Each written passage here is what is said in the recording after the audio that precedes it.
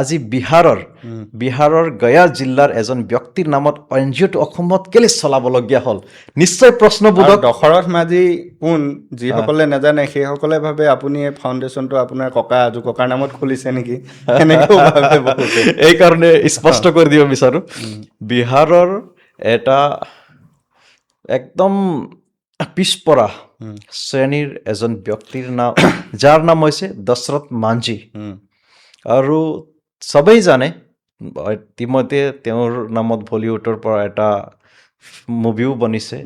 হয় the mountain man হয়নে নহয় এইটো মুভিও বনিছে নৱাজুদ্দিন ছিদ্দিকীয়ে ইয়াত কেৰেক্টাৰ কৰিছে মেইন ৰোলত আছিলে তেওঁ এটা হাতত চেনি এটা হাতত মাৰ্তল লৈ কিনে 22 বছৰ সময় লাগিলে গৈ কিনে খেটা 360 ফুট ওখ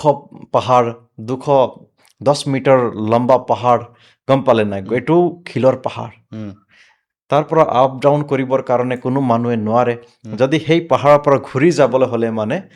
অলপ বাহিৰত চেণ্টাৰ ওলাবৰ কাৰণে 55 কিলোমিটাৰ হয় তেতিয়া পাহাৰে তই মোৰ ৱাইফক ললি মই তোৰ বুকুৰ মাজৰ পৰা মই ফালি কিনে ৰাস্তা বনাম বুলি যিটো চেলেঞ্জ ল'ল এটা চেলেঞ্জটো ল'লে হয়নে নহয় কিন্তু টকা পইচা নাই ঘৰত আহি চাইছে এতিয়া মই কেনেকৈ পাহাৰটো কাটিম সেই তেতিয়া গাঁৱত এটাই প্ৰচলিত চেনি আৰু হাতৰি কিনিব লাগে কিন্তু ছাগলী বিক্ৰী কৰিলে দুইটা ছাগলী বিক্ৰী কৰি কিনে এটা হাতত চেনি এটা হাতত মাৰ্তল লৈ কিনে সেই গৈ কিনে পাহাৰত ডেইলি টাক গম পালে নাই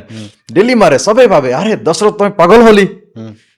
লাষ্টত লাগি যেতিয়া 22 বছৰ মূৰত তাৰ পৰা এটা অহল বহল ভাৱে ৰাস্তা ওলালে তেতিয়া ৰাইজে বুজি পালে এইটো যেতিয়া এইটো 55 কিলোমিটাৰ দূৰৰ ৰাস্তাটো জাষ্ট 5 to 10 কিলোমিটাৰ ভিতৰত সীমিত হৈ গ'ল